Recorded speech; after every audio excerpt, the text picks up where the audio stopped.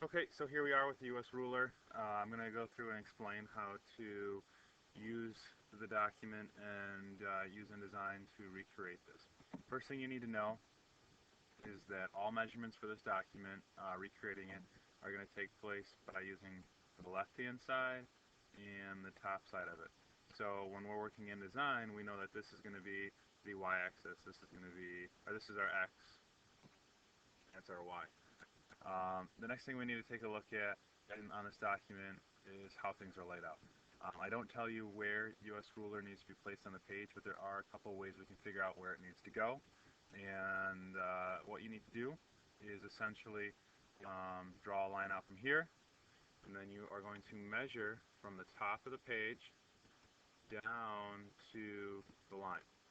And once you get to that line, you'll come up with a measurement, and then you take a guideline and put it there, which I'll demo once we are inside of InDesign.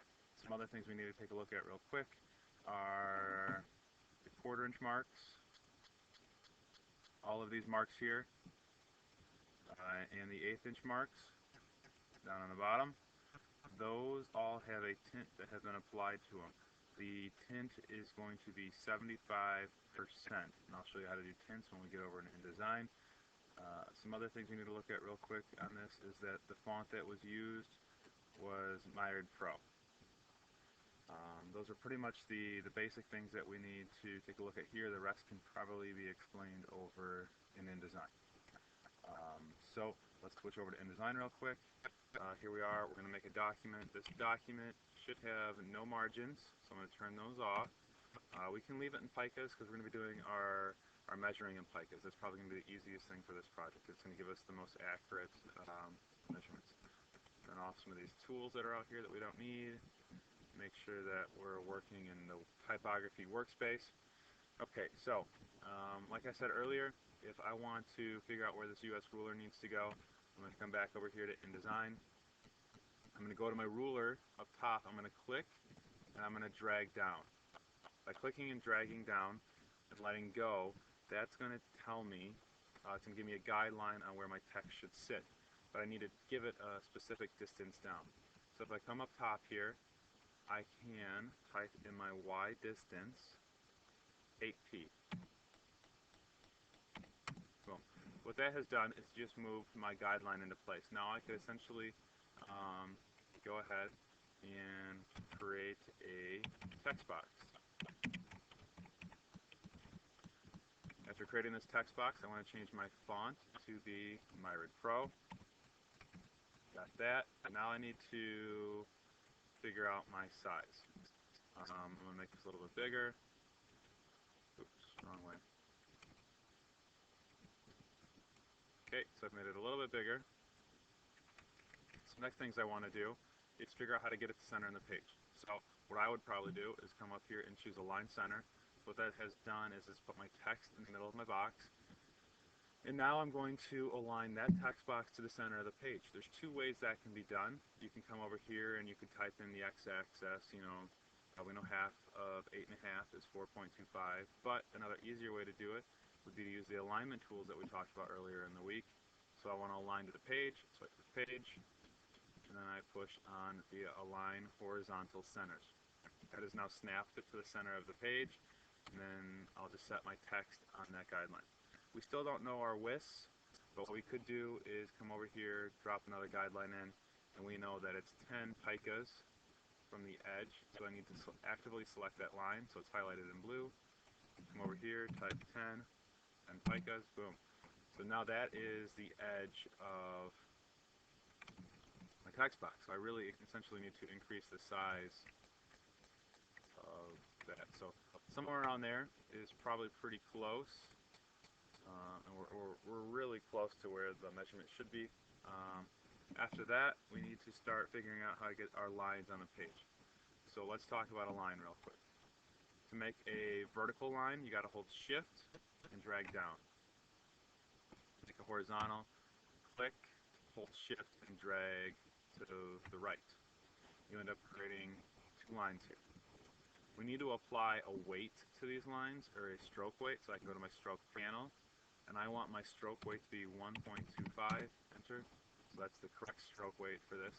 we also need to assign a reference point to each one of the lines. The reference points, remember, you got three of them. You've got one at the top, you got one in the middle of the line, and you got one at the bottom. Also, a good point right here would be to check and make sure that you're actually creating a vertical line. And you can do that by looking at your reference points up here in the upper left-hand corner of the screen. You see you got three boxes, top, middle, and bottom. We want to make sure we choose the bottom for all of our horizontal lines. Let's go ahead and do for all the vertical lines. Let's do the horizontal one. You've got left, center, and right. We want to go to the left. And the reason that we're choosing these points is that's because we're measuring to from the edge of the page. So if I go back to my InDesign to my document that I'm copying real quick, say I want to work on this vertical line underneath 0. Essentially what's going to happen is I'm going to set this point right here as my reference point. I'm going to measure from the edge of the page to that line. And if I was going to be doing, let's go back over here, let's actively select it, and let's go ahead and do some things. I'm going to set my reference point. I've done that. We know my line length, right? It's 9.5p. Enter. We know our x is going to be 8.5. X is left and right. Y is up and down. We know that our y should be 24.5. Boom. So now this is in the right place. Now let's go ahead and focus on this other line, this horizontal one that we've created here. Let's go back to our document real quick.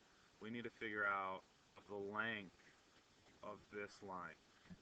By measuring it, we know that it is going to be 416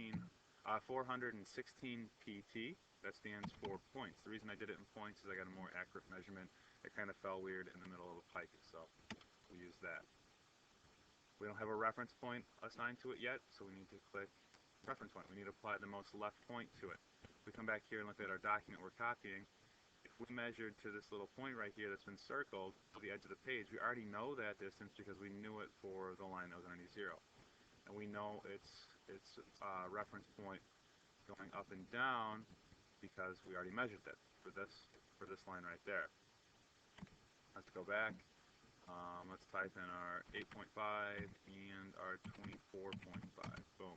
Now what we've got here is the start of our first block here. From here, what you'd end up doing is we would use this as our reference point for the next line, for the one underneath the quarter inch. What I would do is I'd measure all the way from the edge of the paper to there, and that would give me another number. Set the reference point for this line. You're going to measure from the edge of the page all the way over. Set your reference point for here, for the next line. And essentially, you're always going to be measuring from the left-hand side of the page, because that's what you got to get used to. Once you get all those drawn on the page, you can then move to the next set of lines. And to get the placement for the second ruler up and down, I would measure from the top of the page to the line. So again, this will be your reference point for the horizontal line.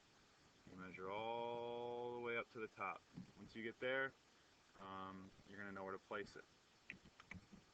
But that's kind of the basics of using the rulers to help with this project. Some other things you may want to possibly use throughout the project is, remember, guidelines are really, really important. You can come down here, you can set a guideline so you know that everything's going to be set there. You can set a left guideline so you know that all of your rulers should line up there. Say I wanted to change the tint of my object. I'm going to select it. I'm going to go make sure that I'm actively formatting the T. That's the text color. You can see it in the swatches there. If I come over here to my swatches panel, I've got a tint. I can type in 75%, and that has gone ahead and changed from 100% black to 75% black. What else could we do? On the rulers here, if you were to right-click on your ruler, you can change your unit of increment that you want to work in. Like I said, FICOs will probably be the easiest one to work with. Make sure you're saving all the time, and that you also put your name in the lower right-hand corner of the document when you get done. Everything on the document needs to be recreated except the words sample. I think that covers the end of this.